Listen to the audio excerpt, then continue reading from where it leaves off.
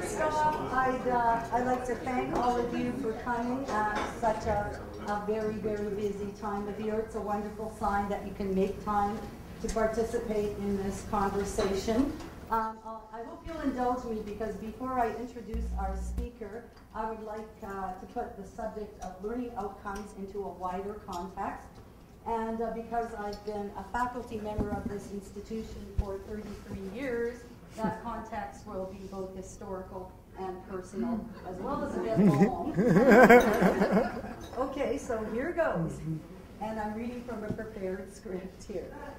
As TRU is in 2013, Caribou College in 1980, when I arrived here, was a learner-centered institution. As I recall, much of the instructors' talk about teaching and learning occurred in lunchrooms, informal discussions across disciplines, often by instructors who shared the same students. Common questions were ones such as, what worked well in one course, and what first-year challenges and purposes did we share? That I recall as a very rich time. For example, I built on my studies in English and my B.Ed by not only learning about teaching from more experienced colleagues in literature, but also by picking up tips and philosophies on teaching from such renowned math instructors as John Chiriani, who would later receive an honorary doctorate from UCC. And as we became larger, that talk about teaching and learning spread in different directions. When we became UCC, it was often more formal, sometimes in the context, for example, of articulation with other institutions such as UBC and UVic, with whom we had various affiliations. When we experienced further growth and became degree granting in our own right, the venues for talking about teaching and learning proliferated. We had opportunities such as departmental teaching practices committees and brown bag lunches, the latter of which often invited faculty from other departments to speak on areas of interest that transcended disciplines. And I know that some of these venues still exist at the departmental level. Perhaps the most rich time for growth in more formal opportunities to talk about teaching and learning, and I like to think this is ongoing, began shortly afterwards as more and more faculty participated in national initiatives such as the Society for Teaching and Learning in Higher Education conferences. It became clear that there was a desire for on-campus equivalence, and that resulted in, for example, the Teaching Practices Colloquium, which has grown into a wonderful venue for peer-reviewed presentation in oral and poster format, and it allows, of course, for campus-wide conversations. So too do the Teaching with Technology and Engagement series that Gary Hunt, coordinator of the Center for Student Engagement and Learning Innovation, has developed. And what is equally important to my mind is that we have developed a tradition of showcasing student learning through two wonderful annual undergraduate conferences, the Philosophy, History, and Political Studies Conference, which takes place every January and attracts student presenters from throughout Western Canada and the US, and the TRU Undergraduate Research and Innovation Conference, which happens in late March or early April and showcases the work of our students, again through both poster and oral presentations, and this time from across campus. And that conference thereby takes advantage of what I see as one of our most important strengths, our comprehensiveness. At both conferences, we get to play important roles as co-organizers with students of the conferences themselves and as moderators and supervisors. But most importantly, we as faculty, staff, and administrators are able to get a pan-campus vision of our students' learning, whether they are biology, history, theater, or food training students. We witness what our students in virtually every division on campus know and can do. I see our discussion about learning outcomes today and over the next few years as a natural step in our historical talk about teaching and learning. I see it as sort of the Caribou College talk about our students writ large. It is much bigger and broader than that lunchroom chat that I experienced in the early 1980s in a portable that no longer exists. For example, we have many more students and programs, a commitment in our academic plan to the thousands of Aboriginal and international students that now attend TRU, and we have the Open Learning Division, to name just a few examples. However, I believe that if we approach it right and engage with this learning outcomes opportunity as a chance for collective reflection on teaching and learning, that is, on what is best for our students' development as learners and citizens, then we and our students can only benefit. And one of the ways that we can make the most of our implementation of learning outcomes as per our academic plan is to learn more about them and to research into best practices. And to that end, I am delighted to introduce Peter Wolf, whom we have with us for most of this week. Peter has been involved with educational development in higher ed for over 15 years, first in the Ontario college system, and for the last 11 years at the University of Guelph, where he currently works as the director of the Center for Open Learning and Educational Support. Therefore, his history, being both with college and university, is similar to our own.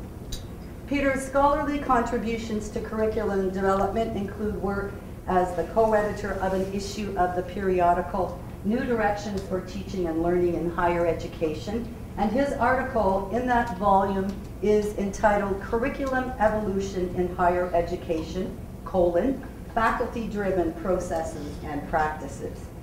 Peter has also been involved in research projects on community-engaged scholarship and on first-year seminar programs. To name just a few of Peter's professional affiliations, awards, and distinctions, he has been a member of the Ontario Council of Academic Vice Presidents Joint Committee, working on the province-wide undergraduate degree level expectations initiative in Ontario. He has served as a member of the board of directors of the Society for Teaching and Learning in Higher Education. He has been a visiting scholar at the University of Victoria. He has won 2 awards, one as a teacher of excellence at George Brown College, and the second as the University of Guelph's President's Exemplary Staff Award for Innovative Leadership. And as proof of Peter's commitment to community engagement, he has also been a proud volunteer for the Guelph Comedy Festival and the Guelph Jazz Festival. And having enjoyed a breakfast at the Plaza Hotel this morning with Gary Hunt and Peter, I can also tell you that Peter is enamored with life in the small city after having spent the majority of his time in Toronto and Montreal, and he is an enthusiastic advocate for student choice and faculty-driven course and program initiatives. Key terms in our breakfast discussion were faculty autonomy and course diversity. So, thank you for your patience. Please join me in welcoming Peter Wolf. Thanks.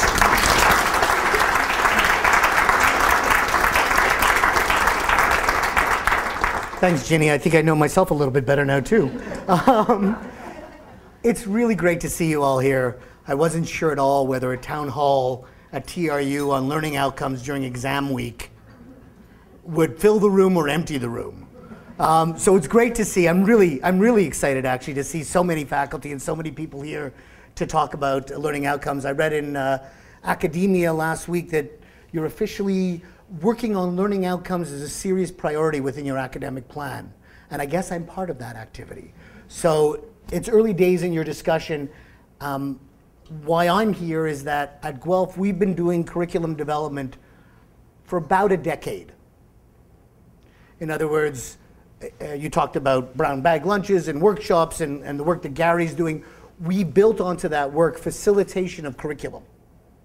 So we work with individual courses and individual faculty, but increasingly we're working with whole programs, degrees, departments around the aggregate of those individual courses. If I have a soundbite for today, I think of the content as what?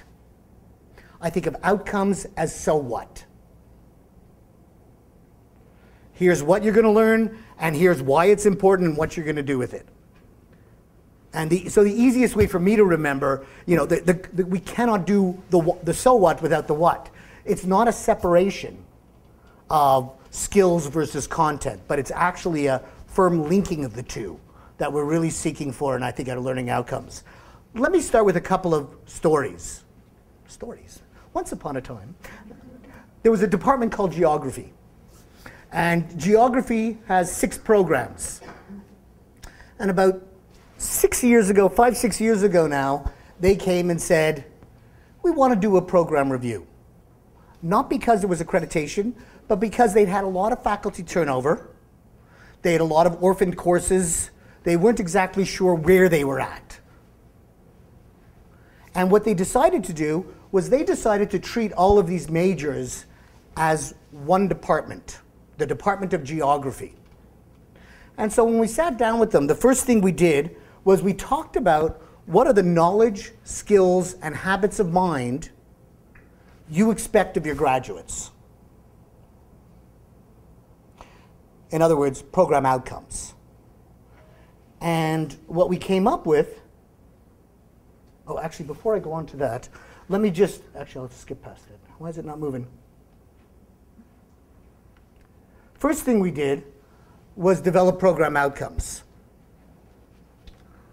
It's very small. I know you can't read it, so let me go through a couple of them just to give you a sense. I'm not going to read them all, but I did highlight a couple I just wanted to illustrate specifically. So, number 1 is analyze the Earth as an integrated human environment system by examining dynamic flows, interaction, and exchanges at different spatial and temporal scales. Anybody understand that? Is there a geographer in the room? Interesting that this is a program outcome specific to geography. And even though there may well be, this is really content oriented, it's very specific. The next one is reflect critically upon the scope and evolution of the diverse discipline of geography. They like to think of themselves as the first, or one of the first disciplines. And so what is that diversity? And that's one of the things. Then there's other things: collect and analyze geographical data and interpret its significance within the context of human environment relations. Collaborate effectively as a team and member to pursue innovative solutions to human environment problems.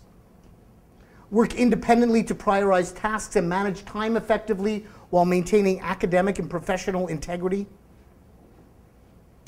Some of them very content-driven, some of them very non-content-driven. Investigate complex real-world challenges using appropriate concepts, methods, and tools from one or more geographical subdisciplines. They have 6 majors. And then appreciate and critically reflect on the importance of holistic, integrative human environment perspectives. This took about 6 months.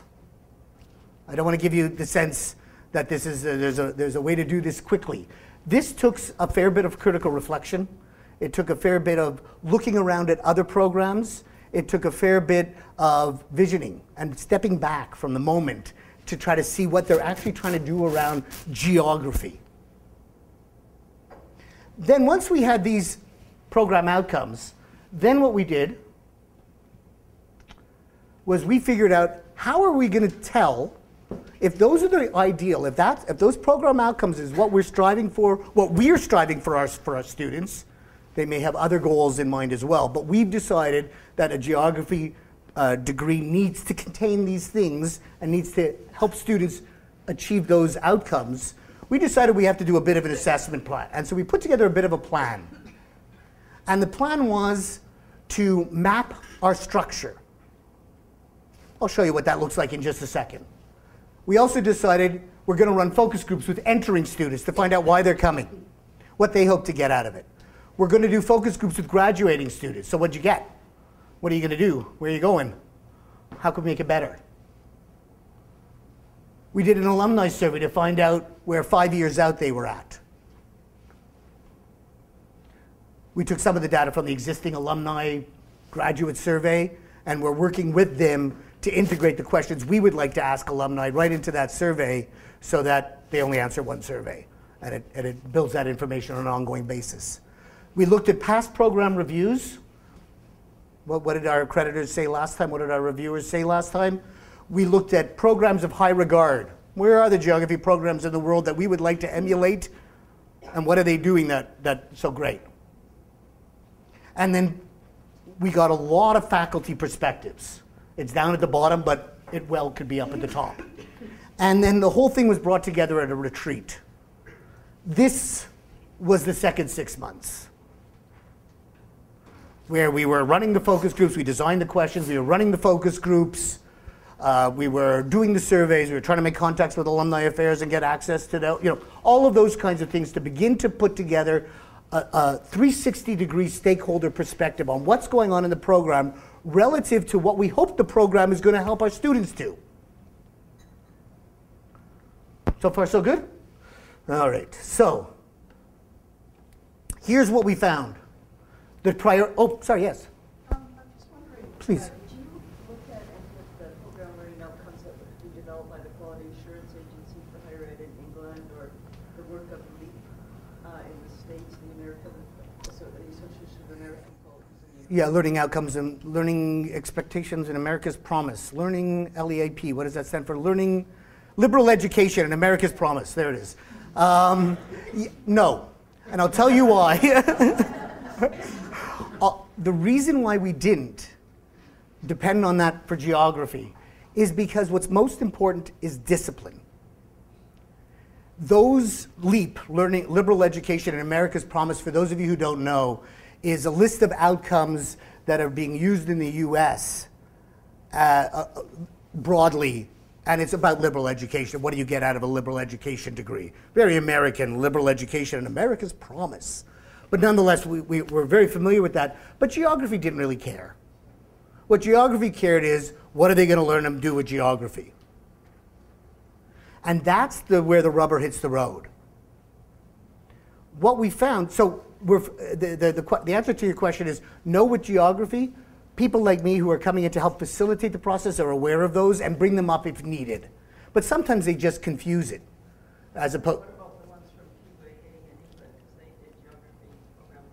Yeah, those we did look at. Yes. Yeah. So we're looking now specific disciplinary. That's what we're focusing on. Out of that assessment, we found many, many things. We did a strength, weaknesses, opportunities, and threats analysis of all of that data. So we sat with the curriculum committee and did a SWOT analysis.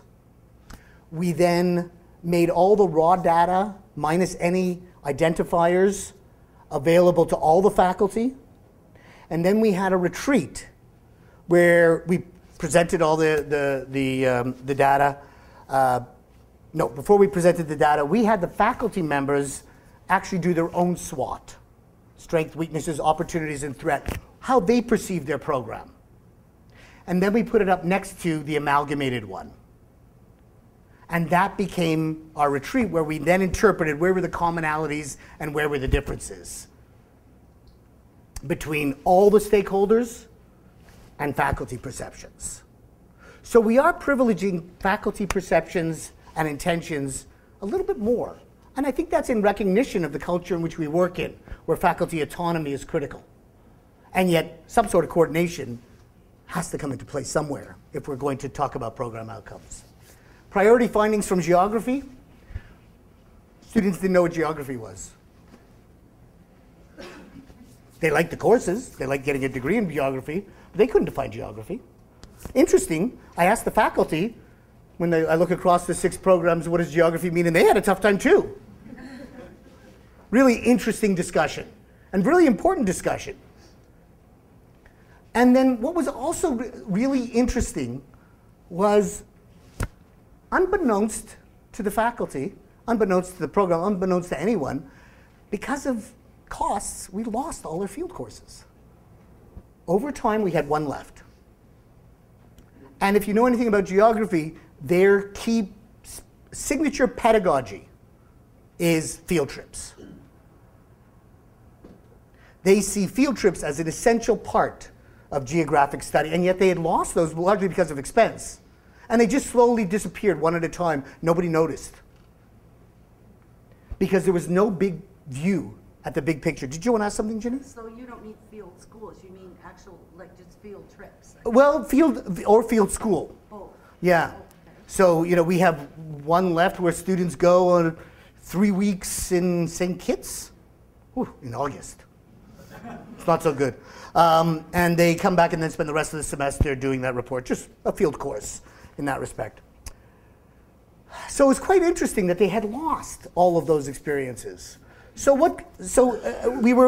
you could see the evidence for that. Something's not working. Here's their map. Remember I talked about maps? Here's one of the maps they did. Very easy map to create. It's really a semester by semester, program by program map. First year, second year, third year, fourth year. There are 3 sub-disciplines and all the courses that they're offering. By the way, these are only core courses. We haven't gotten to electives, and I don't know that we should. I'm not sure. That may be where we want to leave alone for serendipitous learning. So what we're focused really here is core primarily. So what's interesting, when we took a look at this chart, we noticed that there's only 2 courses that cross over to 2 of the disciplines. You can see the arrow here, and you can see that geomatics, they take this course and it also goes into there. Interesting that nobody touches human environment. There were 0 courses that taught the discipline of geography, one of their primary outcomes, the diverse and holistic approach to geography. There was no opportunity in their curriculum. We didn't even have to go in to find out what was going on within those courses to answer the question. You could see it right here. And what came about as a result were 3 new courses, combined capstone courses. The other thing that came about was we set up an experiential learning fund, and their college has been doing fundraising for field trips, for field courses, and have begun to build them back in.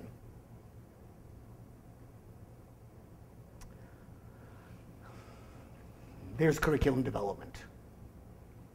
Of course, it goes much further than that, but that's just one example of how we can use some of these processes to improve curriculum. I know that there's a lot of pressure and talk around accountability, around accreditation, and those are all critical, and we can get that done within this frame. But our goal is to create a long-term continuous improvement approach to higher education. And so we're not trying to rush. We have a 7-year review period. We try not to wait till the last 6 months to start. So if we to take a look at that assessment plan, we would do the focus groups every year. It doesn't take much. Do 2 pizza lunches with students coming in. They're going to come for pizza. They'll answer your questions, you're done. It's an hour. Same thing with the alumni surveys. So over 7 years, you're actually gathering a fair bit of data.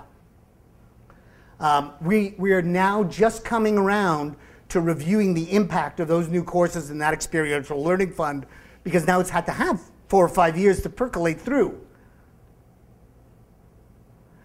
And that's where we are with this.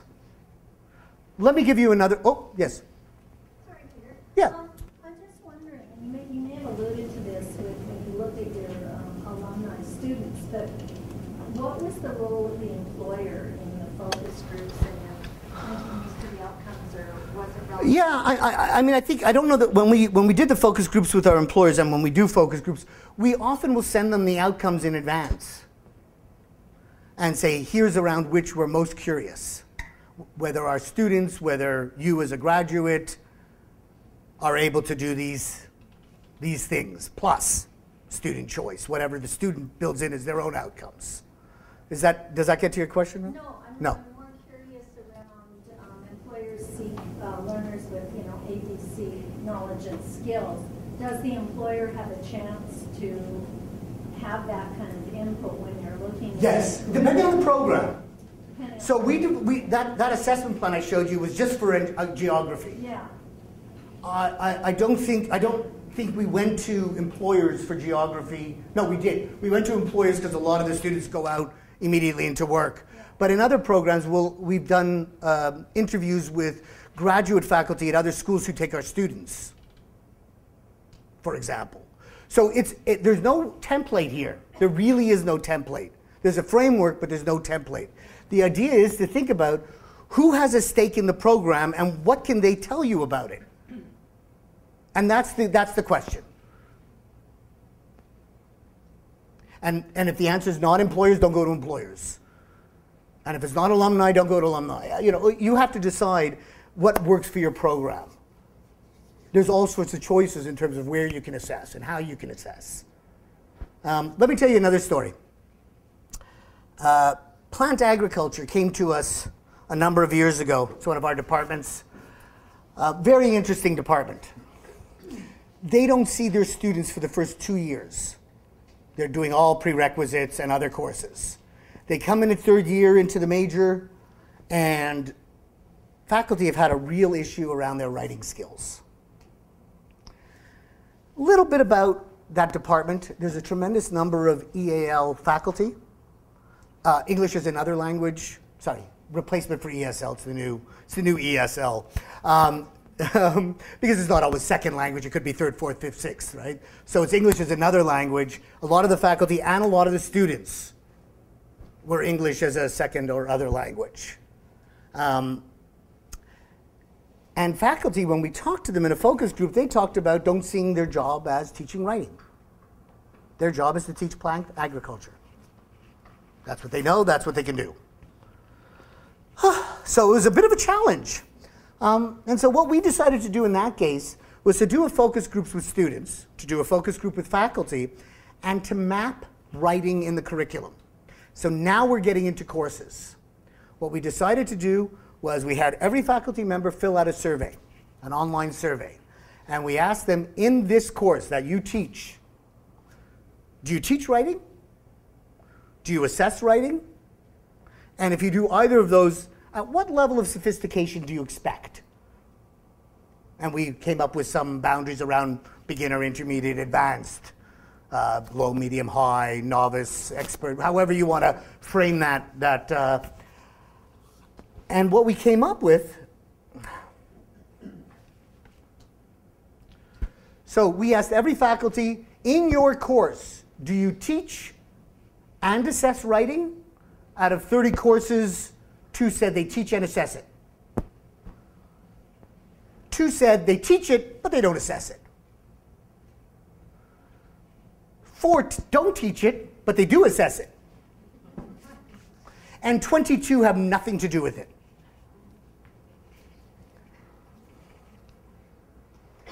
Very interesting.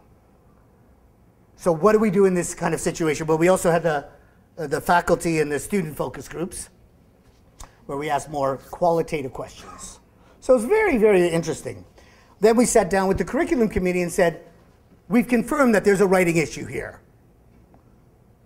From the focus group, we found we left with the sense that the faculty aren't comfortable, or I don't want to say capable, but may not feel capable to provide effective feedback around writing in plant ag on an ongoing basis. So what we ended up doing, was we came up with a multi-pronged approach. We worked with our writing experts in the library and faculty who sat down and developed a common rubric for assessing writing that could be used or adapted in every class. We're giving you a way to give feedback, what to be looking for the faculty and for the students. We developed a whole series of workshops for their faculty specifically on ways to incorporate little bits of writing, bigger, how to do that. And we also talked about different types of writing. Are we talking about writing for the public? Are we talking about academic? Are we talking about corporate reports? What exactly kind of writing are we talking about? And then finally, because the faculty didn't feel like they were comfortable teaching writing, which I wouldn't be comfortable either necessarily, we actually took an existing resource that was in the library for students, a Writing in the Sciences handbook, And working with the faculty and some students, we adapted it to plant ag specifically and then gave it away to all the students. Is it an ideal solution? No. Is it a continuous improvement? Yes. Oh, yes, I got some hands, yes. Can I ask you, Peter, you will of course be aware that in many cases, in many different kinds of programs, writing instruction will fall into an English department and it'll be staffed by a whole bunch of sessionals and it's very expensive and all those usual problems that come along with that.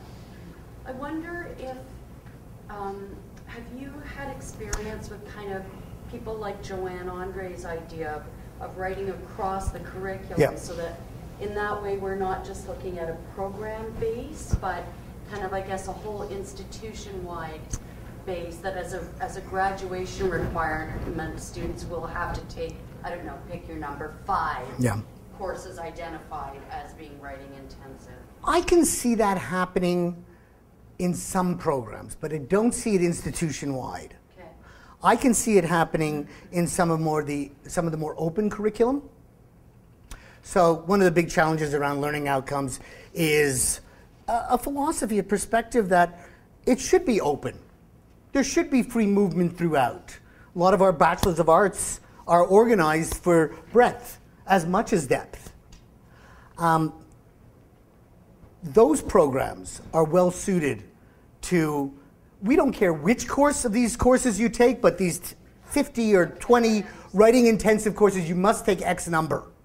Because there's much less choice in those kinds of courses. Yes. Also at Guelph, we don't have writing courses. We have not gone the way of separate skill development courses. Yes. They're supposed to be embedded within all of the courses, right. Which means that our plant ag profs are expected to teach writing. That doesn't mean that's a good idea, but that they are expected because we do not have a writing course that stands alone in our environment. Sorry, did you want to? Does that help with your? Yes, thank you. I was just wondering if the faculty that were involved with the feeder programs into Plant Ag were involved in this program? No. I'll tell you how we've started. We've started by doing curriculum work on the courses that we have the most control over. It's a difficult enough discussion to get all the geographers in a room and decide what geography is and how that plays itself out in the curriculum, instead of also bringing the sociologists, philosophers, and biologists into the room. It's an important thing, but what we find is that we control what we can. So we're starting there. Will we ever get to those courses? I don't think so, and I'll tell you why. You take an intro biology in our course, in our university, 1,500 students take intro biology a year. It serves about 35 different programs. We cannot ask that prof to map program outcomes for 35 groups of students. They just won't, it's just not feasible. So what we have done, I'm going to skip ahead of my presentation here a little bit just to answer your question.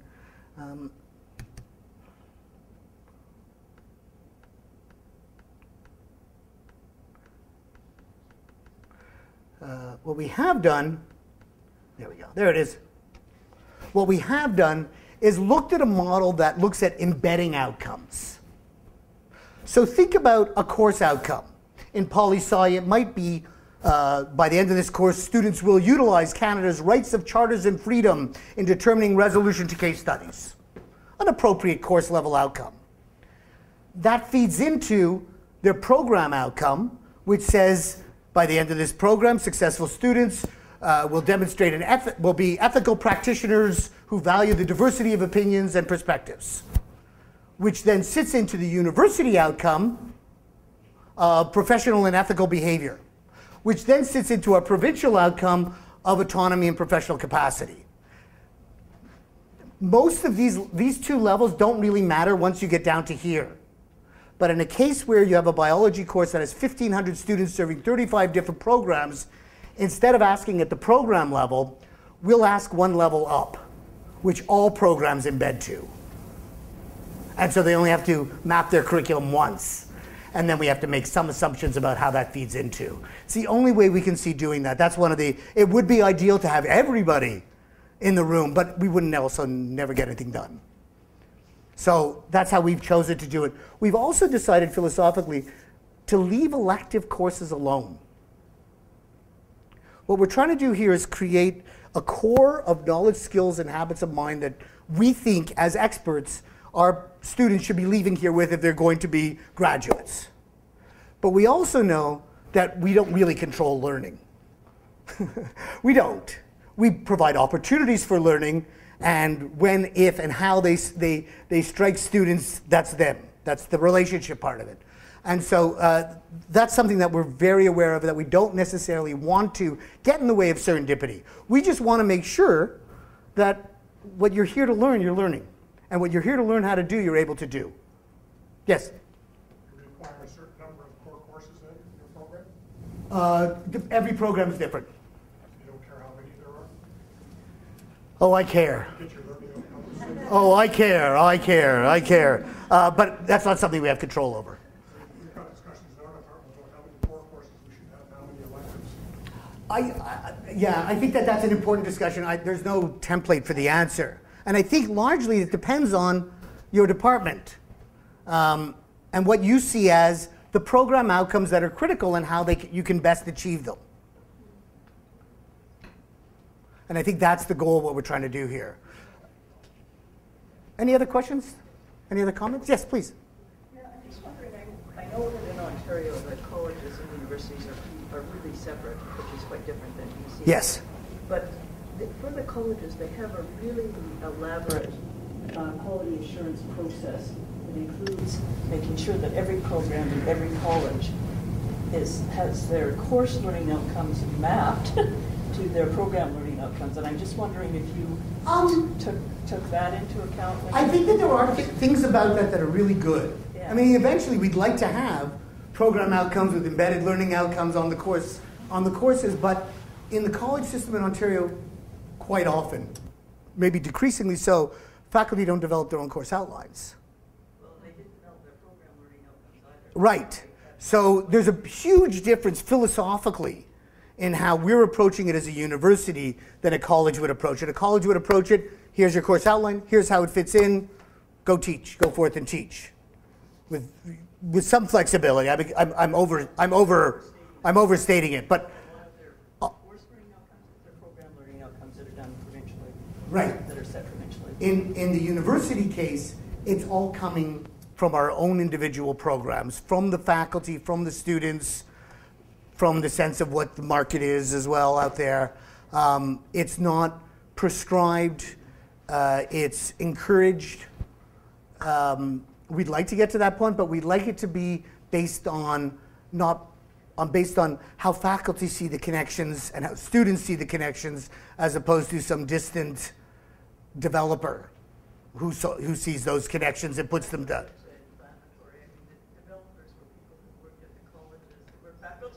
Oh yeah, for sure. Well, let me tell you who does the engineering accreditation are senior and ex-engineers. So, I mean, it is like that, but that's not, either way, whoever that is, some of the accreditation procedures that engineers have had haven't been very good over the years, and they're trying to revamp them all right now. So, That's a different process, though. That's completely different from what I'm talking about. I was talking about the ministry's quality assurance process, that accreditation, a professional association is completely different. every university has had to come up with their own quality assurance. And it's an interesting thing I just want to say about the quality assurance piece. At our university, we started doing curriculum development not because of any provincial quality assurance. We started doing it because people wanted to make their programs better and didn't know how. Our it's a really interesting, I think it's really interesting how faculty autonomy around course design means that courses can be really well designed, and they're designed to be holistic experiences. You get the writing, you get the critical thinking, you get the project, you have to do a presentation, you have to do this, you have to do that, which is all great, except there's not always the bridges to the other courses, and those conversations are sometimes difficult to have. And I think that for the first few years that we were doing this, people came to us because they just didn't know how, and they heard that we could help. Oh, great. Writing, our students are horrible writers. That's how Plant Ag started. You know, it's that kind of comment, but going, all right, well, let's find out what's going on there, and let's see what we can do about it. Any other? Yeah. Can I ask, how deeply does this process penetrate into the courses so that when you math courses, are you assuming that every time a prof teaches a course A, let's call it, that there will always be, 2 essays, No. image? Okay. No. We draw the line at the course. Okay. If the faculty members say they do this, they're contributing to the development of writing, we go, thank you. What we might do, and we've done this in the past, is then gather all those people who said, yes, I teach writing in my course, put them in a room together. And go, how do you do it? What are you doing? That will do. But that's as far as we'll get into people's courses. There's not a sense of incompetence, there's a sense of coordination that we're trying to do here. Nobody's trying to own the course, at least in our school, nobody's trying to own courses or prescribe them. What we want to do is understand how those, in our case, 40 courses fit together to create a picture. When I sit down and do a jigsaw puzzle, I look at the picture at the end. This is about giving them that picture. How we doing? Yeah? You want to turn to your neighbor and say, this guy has no idea what he's talking about. Go ahead, turn to your neighbor and say, this guy has no idea what he's talking about. No, seriously. Talk to each other. What do you think of this so far? Just take a minute and talk to each other, and I'll find my slide again. Great. Okay, come on back. Wow, that wasn't hard.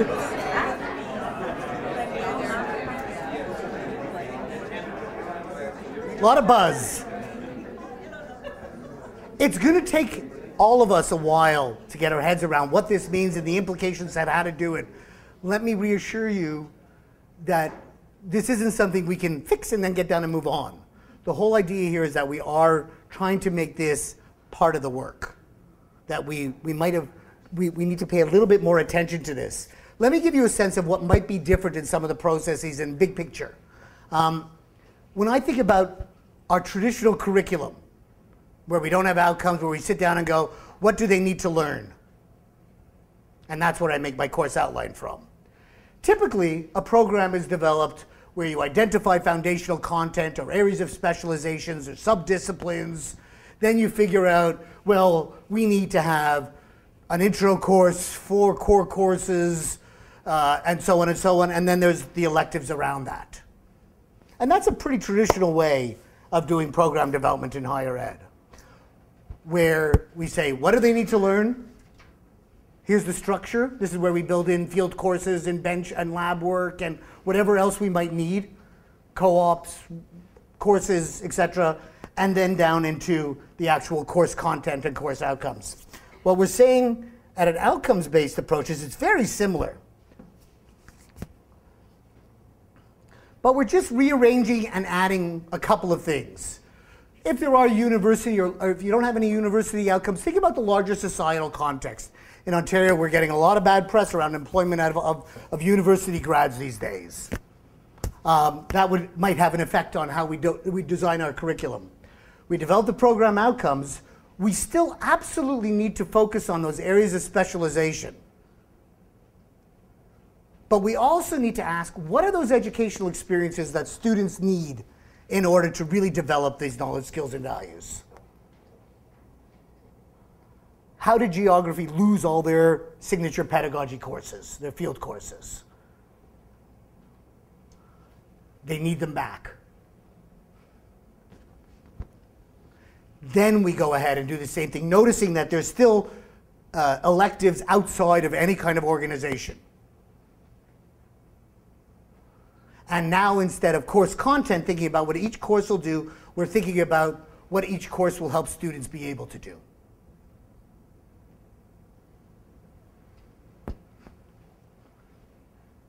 So good? Basically in curriculum, we're asking 3 questions.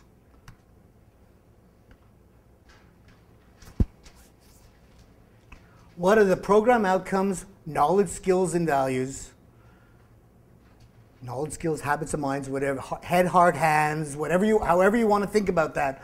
What are the things that when you run into someone 5 years from now who's graduated from the program, what do you want them to be able to say that they can do and that they know and that they remember and how it impacted them?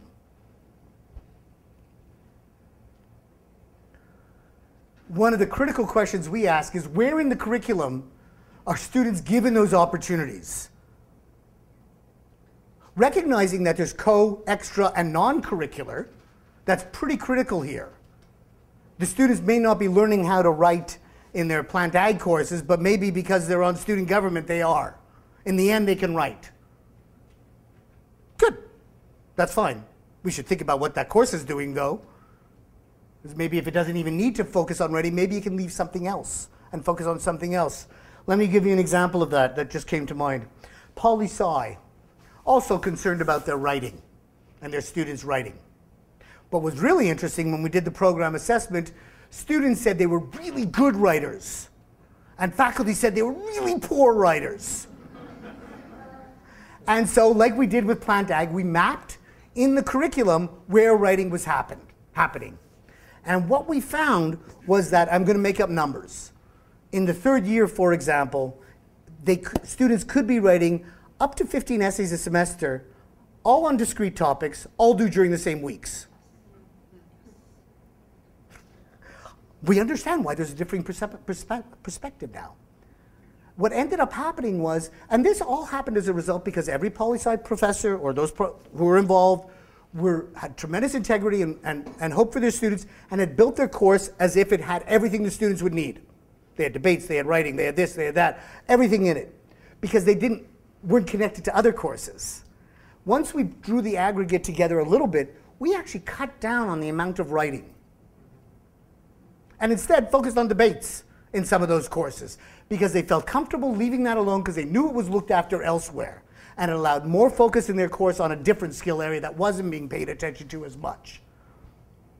We also combined assignments. So they took a 2nd year assignment and rewrote it with a 3rd year perspective, instead of everything being discrete and standalone and no rewriting. In 2 courses that were co-requisites, each of them said, you have a choice. You either do a presentation or you do a writing. Whatever you didn't do in the other course, you got to do. So there were some real efficiencies gotten out of this too, some of this data collection. That wasn't necessarily the goal. But there was definitely efficiency and definitely effectiveness in terms of writing in a writing-heavy department that we focused on. And then how do we know whether our programs are successful and how do we know whether our students can actually do some of these things? And that can be complex, and I have to say we're still getting our heads around some of those measures. It's really interesting when you think about, there was such an interesting one in the US, I forget which school, but they had civic engagement as a university outcome. And then they thought, how are we going to assess that? How are we going to know? Anybody have any ideas? What's that? Maybe community work. Certainly Guelph holds itself for volunteerism as really great. What they ended up doing was looking at voting rates. Whether you like it or not as an indicator, it's an interesting one. And certainly, if you're more civically engaged, you're more likely to vote. And so maybe that is a really good indicator. Very interesting. And so even that, there's no template for the right way to assess. It's going, what are the outcomes and how will you know? So let me go back to the poli-sci or geography outcomes. There we go. You know, to investigate complex real-world challenges. Immediately, when I read this, if the goal is to invest, or by the end of this program, successful geography students will be able to investigate complex real-world challenges using appropriate concepts, etc. What do you think would be a fair assessment of that? How about give them a complex real-world problem to solve? The assessment's already almost built into it already in a well-written outcome. Reflect critically upon the scope and evolution of the diverse discipline of geography. How might you assess that, whether students have achieved that?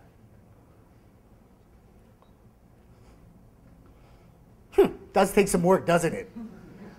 In their capstone course, they had a textbook that was actually a first-year textbook called The Top 10 Ideas in Geography.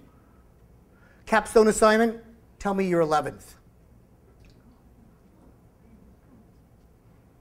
One assignment. Helps to give some evidence. And then there's the broader perspective-based, the focus groups, the surveys, right? So I think a well-written outcome actually tells you, in large part, what you're going to have to do to know whether students can do it.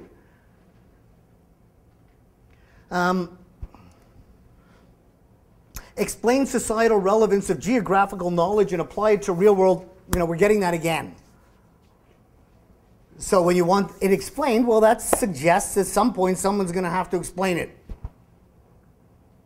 Paper, presentation, somehow they're going to have to explain it. It gets a little bit more difficult when you get to some of the attitudes, and I think that's why we tend to shy away from them.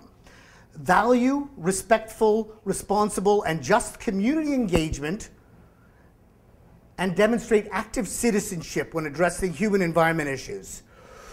We haven't figured out how that one yet. And that may be more aspirational than anything, but we're going to have to figure out. And I don't want to suggest we have all the answers, but somehow we're going to have to get to that. Because it's the seeing whether these are appropriate, and they may not be appropriate outcomes. We test that out. When we go to alumni, employers, current students, we say, are these the outcomes? Are we missing anything? Are some of them wrong? We change these on a semi-regular basis. Semi-regular. Nobody wants to go back to them too often. But every once in a while, we do need to revisit them. Our university just revisited our own university outcomes. We were one of the first universities in Canada to have learning outcomes 1989, and they lasted until this year, where we just approved some new ones, and it was very easy. There was a lot of discussion, a lot of consultation, a lot of languaging issues and making sure that all the disciplines were included, which meant it became more and more general, which is why it has to be translated back to a disciplinary perspective to be useful. I have sort of a brass tacks question. You have been talking about we. Oh, who are we? Yeah, and I have this vision of all of you and these minions going in to work with the department. Yeah. I have to say, yeah. It also seems like a whole bunch of work. Well, it is a whole bunch of work. I don't want to give you at all the impression that either from a teaching center perspective or from a faculty or administrative, this is new work largely for many of us. And we're going to have to figure out how to resource it as well, because I don't think that this happens without some attention to the resources allocated to that. I think that's going to have to be important. But that wasn't your question. Well, I'm just... Who are we? Well, I'll tell you who we are. Explain how that was resourced at Guelph. Okay, so how it was resourced at Guelph was I was the manager of educational development back in 2002, and we had a faculty member come and say, can you help? We have a program, we need some help. I said, sure, as long as I get to tell everybody else we're doing it. And we did that project. We developed a handbook on curriculum assessment in 2004. That's now outdated, but at the time it made sense. We built it from the ground up. We then applied to the university for a contract position because we also couldn't do much of it. That 2-year contract position, because the university did see the value of it, became a permanent curriculum development position.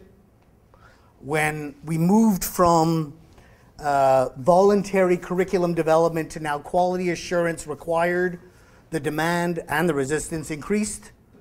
They both increased, absolutely. We right now have one full-time person doing it, but we're trying to figure out how to get more. Because the the facilitated model seems to work well. It's very difficult to have these tough discussions about your program when there's, especially, it depends on the department and the discipline, but having a facilitator there to make sure that you keep moving, because sometimes these conversations get stuck, and then everyone goes back into their office and nobody wants to come out for a couple of years. Yeah.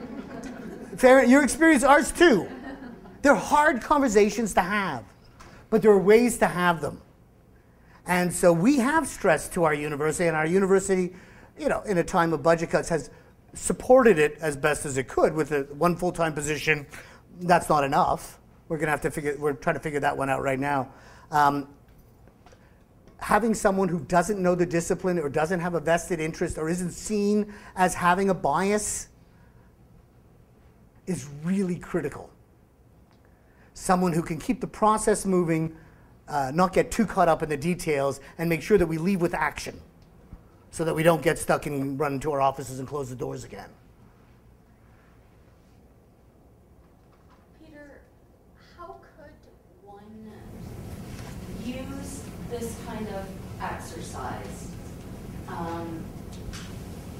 to kind of,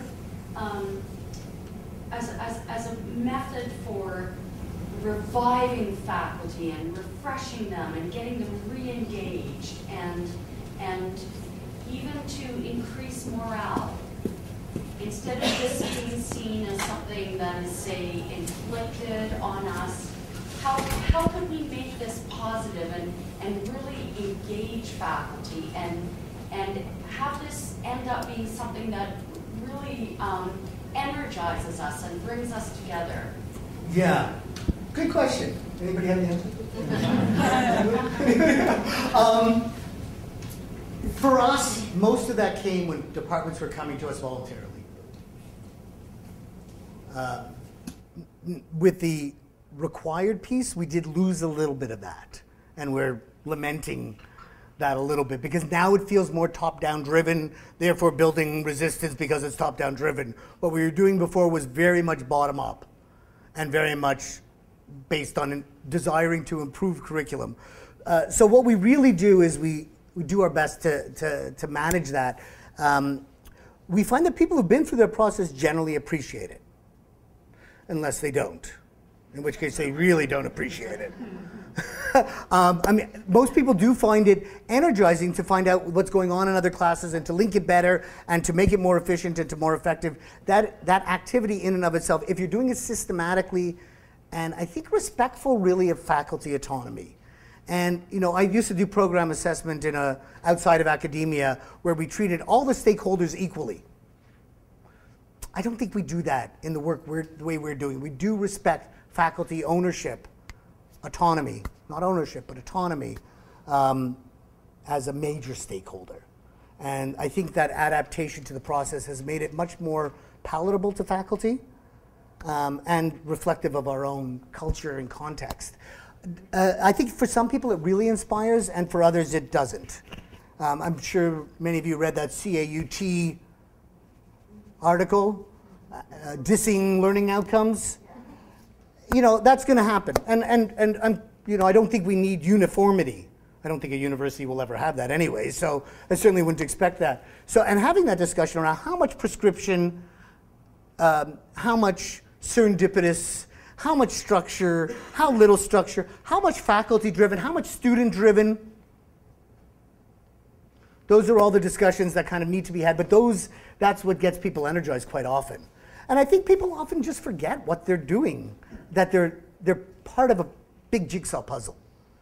I mean, curriculum comes from the word path, right?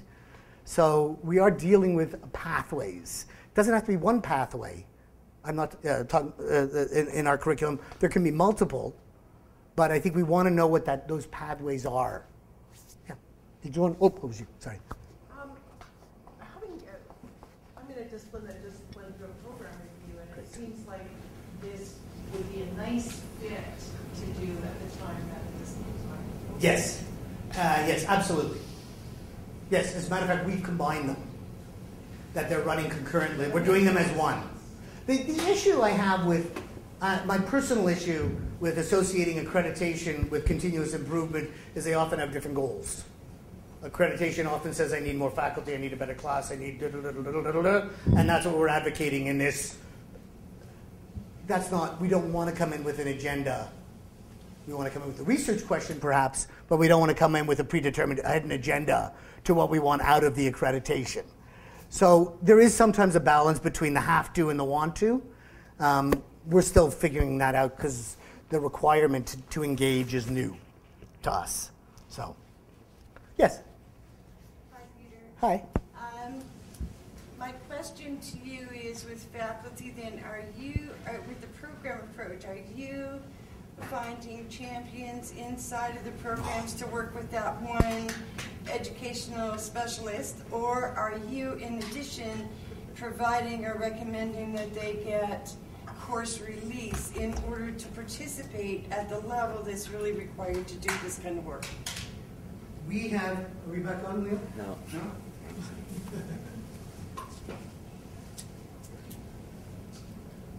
Sorry. We'll pause for a moment and you'll have to read the questions. We'll have to go and see, it's not just me.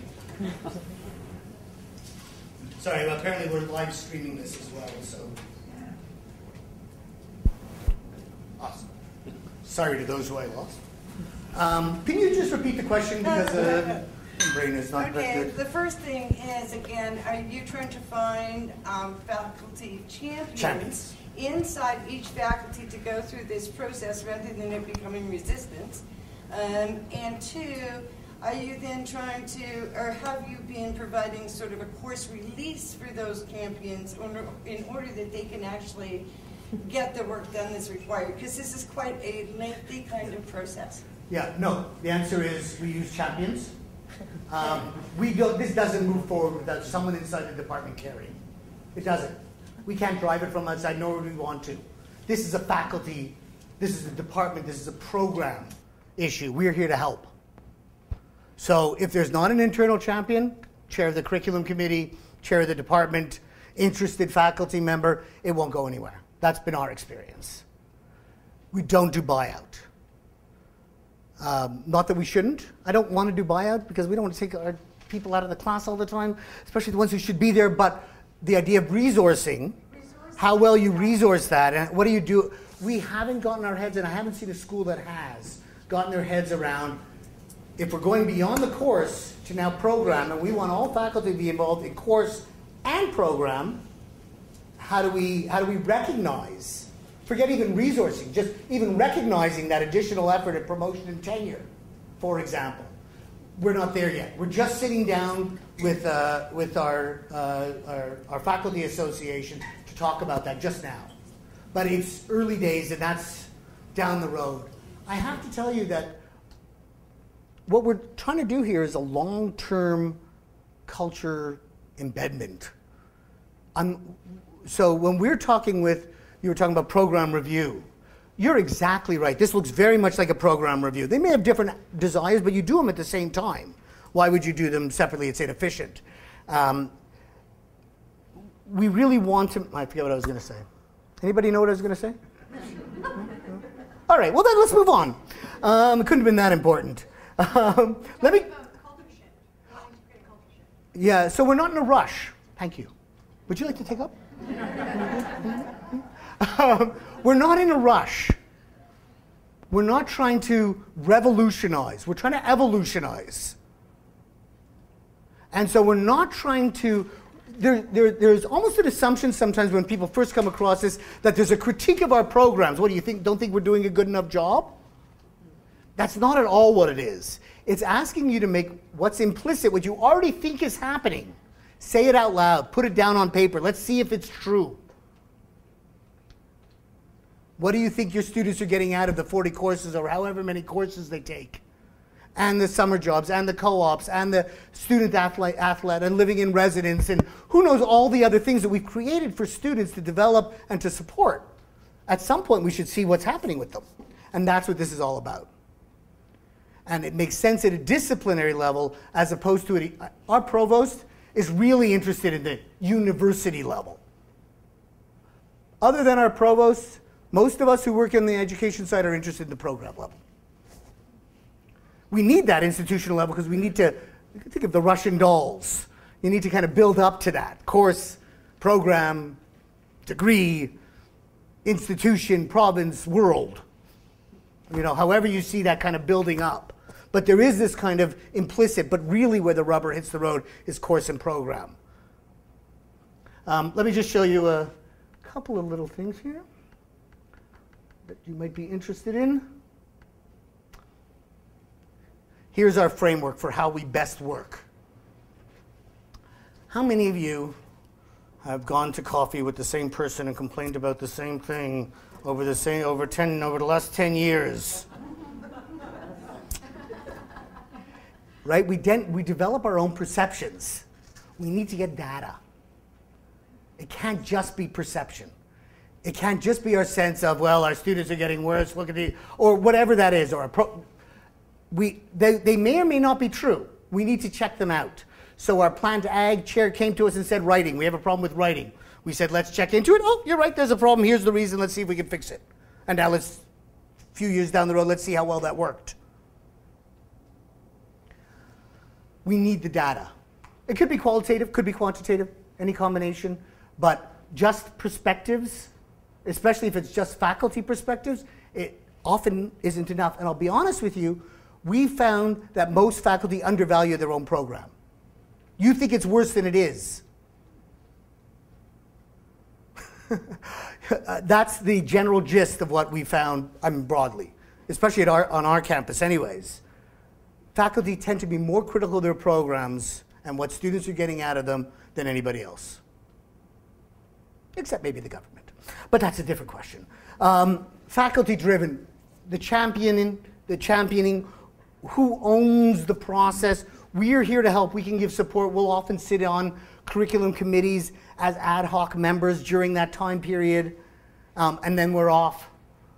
So we're there to help as little or as much as needed. So we have a faculty, we have a couple departments on our campus where we don't do anything from a curriculum development standpoint. We support the person who's doing it. And so there are some departments where they can do it internally. Our biochemistry department has every year, very actively, they have a champion in the department who's seen as a leader, who's a research guy and a teaching guy and a leader in the department. And every year he comes to us and says, what are we doing this year? How do I get them doing it? Okay, they don't like you, I'll go talk to them. I wish they liked us, but that's not the important thing. The important thing is they can work through the process. Other departments can't do it, won't do it, or don't have the capacity without us taking them through all the steps. So it really depends from very little intervention to tremendous, the kind of help we'll give. But I do think the faculty-driven is really important. If I were to critique what we're doing, I would say we're not doing as well on that. Student-driven. I've been talking a lot about faculty-driven program outcomes. So where do the students come into this? And in open curriculum, where do the students get their choice? And what are their outcomes? We have to get our heads around that. We need to make sure that students, right now administratively, we're all trying to figure out how the heck do we do this? But in the end, it's for our students. In the end, we're saying, these are the things that you will be able to do if you're successful in this program. What do you want to learn? What are your outcomes? Wouldn't it be nice one day to have an e-portfolio, an outcomes-based e-portfolio for every student that has the outcomes they're expected to accomplish and then those that they've chosen?